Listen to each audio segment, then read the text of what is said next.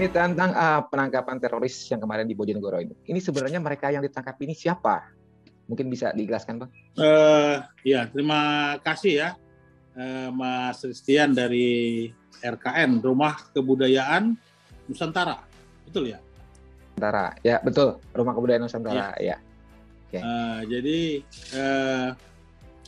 secara umum kalau kita bilang mereka yang ditangkap ini adalah anggota kelompok teroris jaringan Jamaah Islamiyah. Ya, itu secara umumnya ya mereka ya.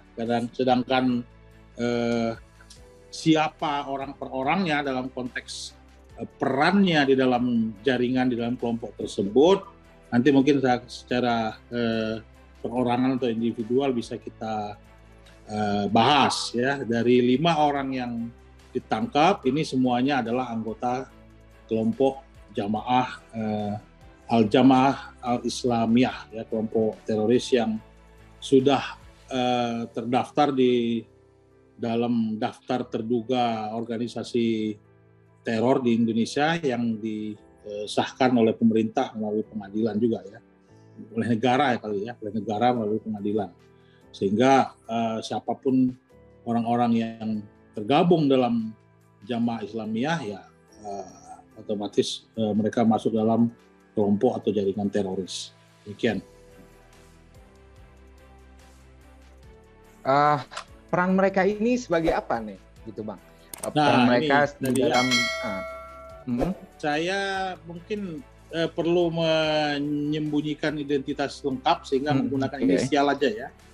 Menggunakan inisial, misalnya yang pertama yang ditangkap adalah saudara BA. Gitu ya, saudara BA ini orang Bojonegoro, Jawa Timur, ditangkap pada hari Selasa subuh pukul 9 November 2021 pukul 4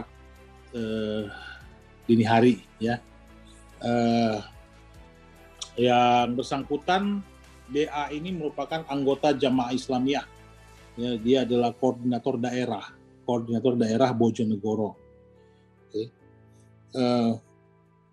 Yang bersangkutan adalah orang kepercayaannya dari Abu Fatih. Ini merupakan nama-nama samaran atau alias di lingkungan mereka ya, yang dimana Abu Fatih ini adalah anggota dalam struktur kepemimpinan lagi ya.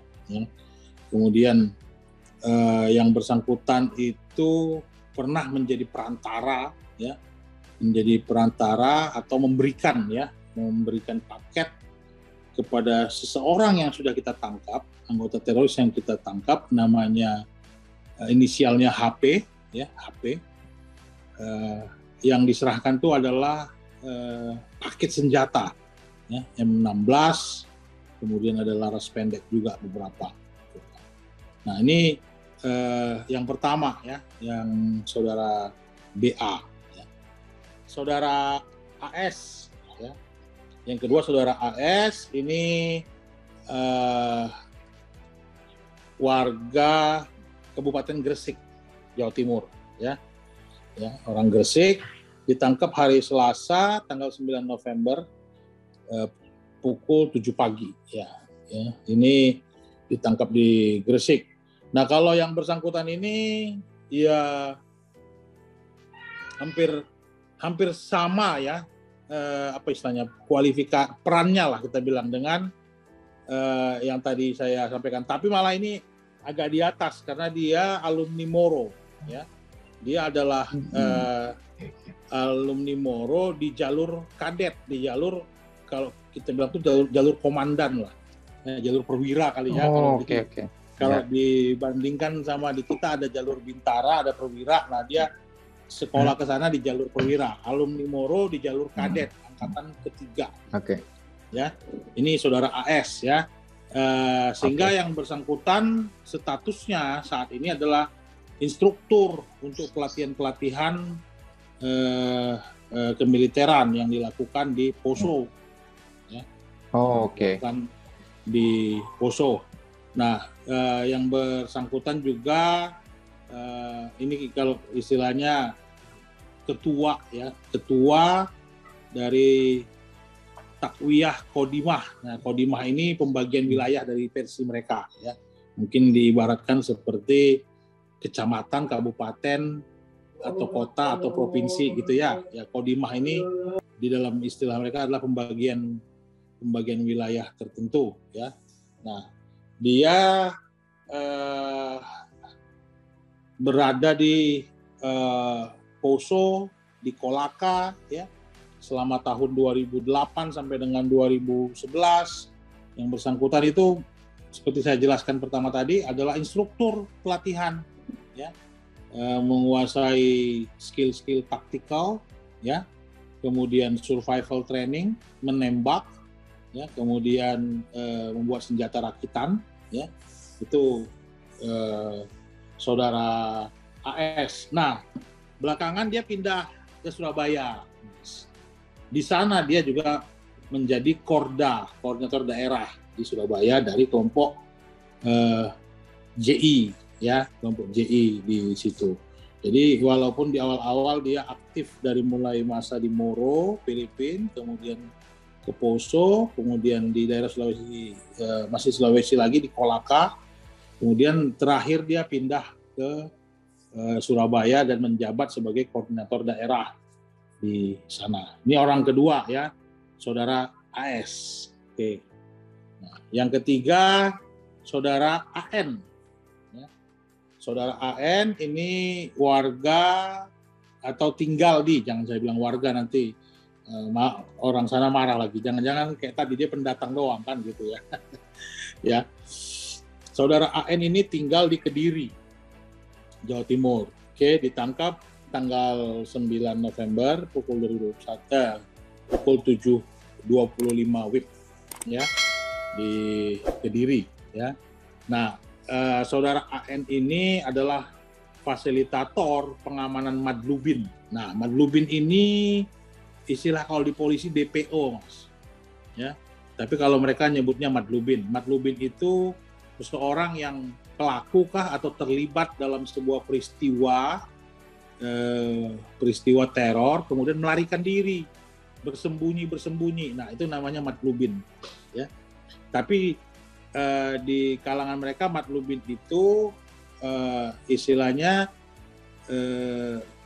mendapat perlindungan, gitu ya, mendapat perlindungan atau disembunyikan bahasa kita, ya, bersembunyi sendiri atau disembunyikan lah antara dua itu. Nah, saudara AN yang ditangkap ini adalah fasilitator pengamanan madlubin. Ya. Ada dua madlubin, ada dua orang pelarian atau orang yang bersembunyi yang menjadi tanggung jawab dia, ya. Itu satunya sudah kita yang satu kita tangkap di Jambi kemarin, ya, dari orang yang menjadi objek pengamanannya si AN ini. Nah, berdasarkan keterangan salah satu tersangka yang kita tangkap, jadi memang AN ini sekaligus merangkap sebagai seperti pengasuh, Mas, di lembaga pemberdayaan dana umat, ya, yang mereka lembaga pemberdayaan dana umat, bukan daya, lembaga pemberdayaan dana umat, ya, Baitul Hikmah di Kediri, ya. Nggak heran lah mungkin dia bisa menyuplai, ya, bisa mampu menyuplai seseorang yang sedang bersembunyi, kan nggak mungkin kerja yang bersembunyi, kan nggak mungkin punya pendapatan. Nah, disembunyikan berarti harus dibiayai, gitu. Nah, ini AN. Nah, ini dia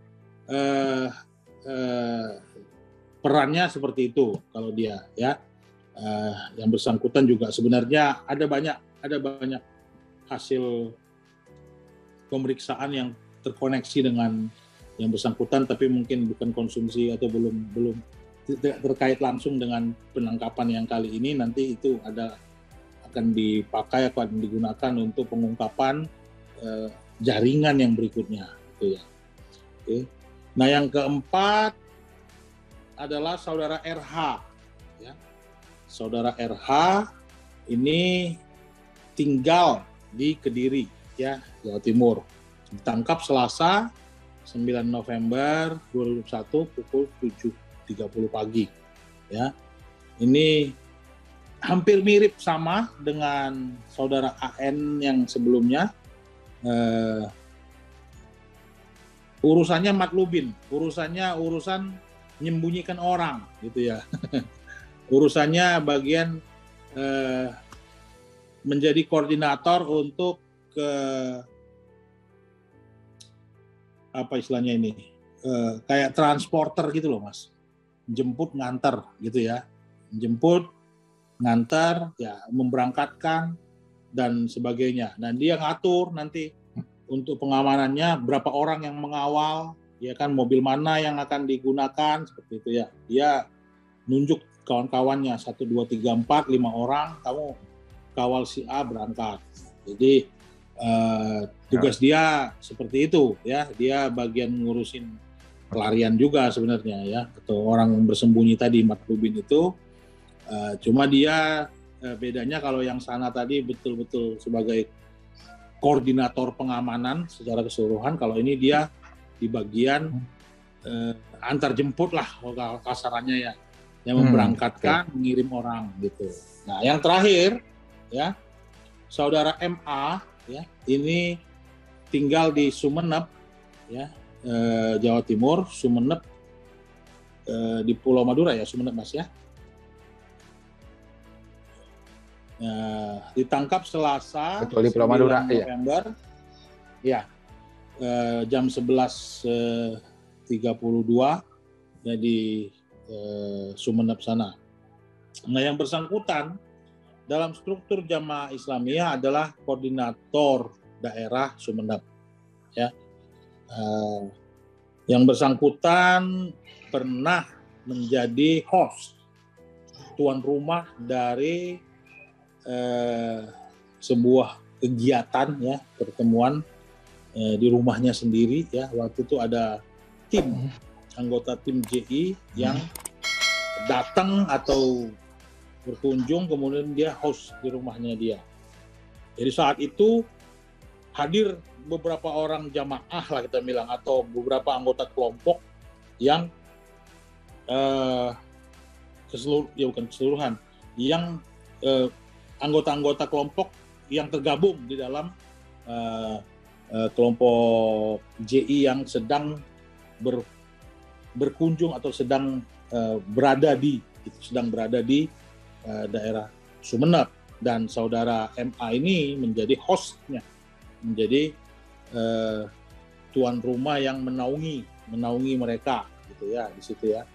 Nah, apa yang dia lakukan ya seperti biasa pasti ya, melakukan pengamanan, mengatur ya supaya nggak, kalau bahasanya supaya nggak tercium, supaya nggak ketahuan dan sebagainya, sehingga acara yang berlangsung di rumahnya waktu itu berjalan dengan baik, lancar dalam konteks organisasi. Mungkin ada tujuan dari pertemuan itu sudah tercapai. Namun ini kita masih dalami ya, nanti apa ya isi pertemuan atau hasil dari pertemuan dengan tim lajnah dari Jamaah Islamiyah yang waktu itu datang atau berkunjung ke Sumeneb, di mana saudara MA ini menjadi host. Nah, kira-kira 5 orang itu demikian Mas ya, perannya masing-masing ya. Saya ulangin dari 1 saudara BA ya, yang kedua saudara AS, yang ketiga saudara AN, yang keempat saudara RH, yang kelima saudara MA. Oke. Berarti statement ini untuk meluruskan pemberitaan sebelumnya ya Bang ya? Ya. Bahwa kemarin yang ditangkap adalah 3, tapi sebenarnya memang 5 ya sebenarnya. 5 ya. Oke. Nah, untuk membongkar jaringan ini mungkin bisa diceritakan gitu Bang, apa namanya kesulitan? Mungkinkah ada kesulitannya apa membongkar sel-sel ini seperti apa kira-kira? Ya gini, sebuah proses pengungkapan ya, atau cracking down ya kita bilang ya, membongkar lah gitu ya. pengungkapan kalau bahasa kita dari sebuah jaringan teroris adalah sebuah proses yang berkelanjutan. Bayangkan dari tahun 1993 ya, ketika Jamaah Islamiyah berdiri gitu ya, kemudian aktif dengan kegiatan-kegiatannya sampai dengan tahun 2008 ya.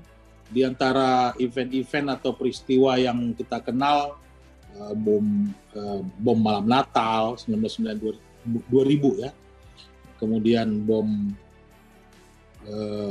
Kedubes Filipina, JW Marriott, bom Bali 1, 2 gitu ya, itu sampai 2008 itu aktivitas mereka apa istilahnya itu, melakukan teror ya. Nah, orang-orangnya itu ya sampai dengan hari ini masih terus Mas gitu. Jadi pengungkapannya ini adalah suatu proses berkelanjutan. Ada beberapa hal yang menyebabkan istilahnya hal ini baru terungkap sekarang, baru dapat sekarang orangnya gitu ya. Seperti mungkin kalau ingat akhir tahun lalu kita menangkap yang namanya Upik Lawanga yang 19 tahun atau 18 tahun ya bersembunyi, yang terlibat dari bom Bali 1 dia ya, dari bom Bali 1. Nah, orang-orang ini ya terafiliasi dengan jaringan terorisme Jamaah Islamiyah di mana perannya itu seperti seperti diturun-turunkan gitu loh Mas ya. Oh, ada orang yang sedang bersembunyi, si A, kemudian si A yang bersembunyi ini diamankan oleh si B ini akan mengirim lagi dia ini ke tempat yang lebih aman lagi, atau udah mulai tercium pindah ke kota sana, di sana ketemu orang baru lagi yang mengamankan. Nah, ini jadi anggota baru lagi gitu ya. Jadi anggota barunya gitu ya. Nah, di sana ada kelompok yang mengamankan, yang disiapkan dari hasil rekrutmen mereka terus begitu. Sehingga sampai dengan sekarang ya, selain persoalan ideologis ya, di mana ideologi tentang khilafah yang diusung oleh Jamaah Islamiyah ini masih gitu ya, masih ada orang yang terpengaruh sama itu gitu ya, secara ideologis ya itu ya, tapi secara rekrutmen juga mereka berjalan terus, sehingga kita dalam proses pengungkapan seperti yang ditanyakan Mas tadi ya, ini sebuah proses berkelanjutan. Ada yang ditangkap hari ini, kita interogasi, kemudian kita periksa, dapat keterangan. Nah, yang bersangkutan juga kita coba deradikalisasi dalam prosesnya ya, selama sudah ditangkap, dideradikalisasi, diajak kembali kepada pangkuan Ibu Pertiwi gitu ya, diajak kembali untuk hidup dalam masyarakat yang menerima masyarakat yang Indonesia seperti inilah, majemuk, keberagaman gitu ya. Mereka hidup, sehingga akhirnya ada yang sadar dan mulai membuka lagi, ini Pak jaringannya ini Pak kelompoknya ini, dan seterusnya. Nah, itu yang kita lakukan. Nah, kesulitannya ya di antara mereka ada yang masih militan Mas, sampai sekarang nggak buka suara, nggak buka mulut ya, pokoknya kalau kita bilang bagi dia selama khilafah belum tegak ya nggak ada lah Indonesia ini, gitulah ibaratnya ya.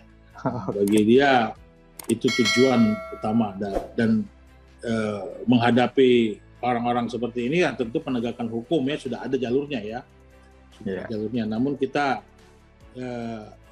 istilahnya tidak bisa berharap banyak, kemudian ya kita coba melalui kawan-kawan atau anggota kelompok lain yang sudah hijau bisa kembali ke pangkuan Ibu Pertiwi, mau menerima keberagaman hidup Indonesia seperti sekarang, atau tidak lagi memaksakan ideologi khilafah di kepalanya, ini yang mulai membuka jaringan, menginformasikan kepada kita. Nah, kita akan terus mengikuti itu, sehingga proses pengungkapan sebuah jaringan teroris adalah proses panjang. Kasarannya ratusan, mungkin ribuan orang yang terlibat, yang tergabung dalam jaringan ini, yang kita tidak tahu sebelumnya, pelan-pelan diungkap, nanti perannya muncul seperti yang kita jelaskan tadi. Oke. Bang Aswin, mungkin dari hingga pemeriksaan atau pemeriksaan para tersangka ini gitu, apakah mereka akan melakukan merencanakan sesuatu, mungkin akan melakukan teror gitu, apalagi dilihat mungkin dalam 1 bulan ini mereka ya, kan akan ada Natal gitu kan, tahun baru. Apakah mereka ini ada kaitannya dengan motif-motif mereka itu? Mungkin sampai Mas Christian, sampai saat ini pemeriksaan atau keterangan ke arah sana belum ada ya. Tetapi keterlibatan mereka adalah seperti yang saya jelaskan tadi ya, bukan karena ada perencanaan penyerangan. Tetapi sebuah serangan teroris itu adalah sebuah kemungkinan, gitu ya kan? Kita tidak bisa bilang tidak ada, gitu ya kan? Sampai dengan kita melihat sebuah tanda-tanda perubahan eskalasi ancaman dari indikator atau dari indikasi kegiatan kelompok yang kita monitor ini, gitu ya. Jadi tidak ada istilah kata hari ini kita telah terbebas dari ancaman terorisme 100% gitu. Kita nggak bisa bilang seperti itu ya. Tapi kita hidup aman, damai, nyaman, sejahtera dengan kemampuan yang kita miliki untuk memonitor ya, apabila terjadi perubahan eskalasi keamanan atau ancaman ya, di mana kita bisa melakukan preemptive strike, yaitu menggagalkan aksi tersebut di tahap persiapan, gitu ya. Menggagalkan sebuah aksi teror di tahap persiapan, dan itu sudah beberapa kali kita lakukan ya, yang istilahnya preemptive strike tersebut. Nah, yang kali ini itu belum kita temukan keterangan seperti sebuah rencana penyerangan yang tadi ditanyakan Mas Christian, melainkan keterlibatan mereka sebagai anggota kelompok atau jaringan Jamaah Islamiyah sebagaimana yang sudah saya terangkan tadi. Gitu. Jadi gini, keberagaman ataupun kebinekaan yang ada di negara kita adalah rahmat dari Allah Subhanahu Wa Taala ya. Kita menikmati hidup dengan saudara-saudara kita seluruhnya dari Sabang sampai Merauke ya, dengan berbagai latar suku, bangsa, agama, ras dan asal gitu ya. Ini yang harus terus kita rawat gitu, harus terus kita jaga. Saya mengapresiasi sekali peran dari kelompok atau apa namanya nih, grup atau apa istilahnya, institusi ya, seperti RKN ini ya, yang mengedepankan atau mempromosikan keberagaman kebudayaan di Indonesia. Bagaimana kita bisa menikmati ya, bukan cuma menerima saja, menikmati keberagaman itu menjadi bagian dari warna kehidupan orang Indonesia, gitu ya. Nah, sehingga ide-ide ataupun apa istilahnya ini, semacam penyebaran pemikiran yang bertentangan atau berlawanan dengan arah tujuan kehidupan berbangsa bernegara kita, ini harus kita lawan. Kita sudah lama mungkin menjadi apa yang disebut silent majority, menikmati ketenangan itu, ternyata orang lain memanfaatkan ketenangan itu, gitu ya kan. Sekarang saatnya anak muda, ya kita semua, kalau melihat hal-hal yang mengarah kepada radikalisme, intoleransi, apalagi perbuatan teror, action gitu, action. Nggak bisa lagi didiamkan, oh nanti harus nunggu aparat aja lah yang bertindak. Saya takut nanti kalau saya bersuara atau suara ikut, jadi menjadi apa namanya ini, menyusahkan diri saya sendiri seperti itu ya.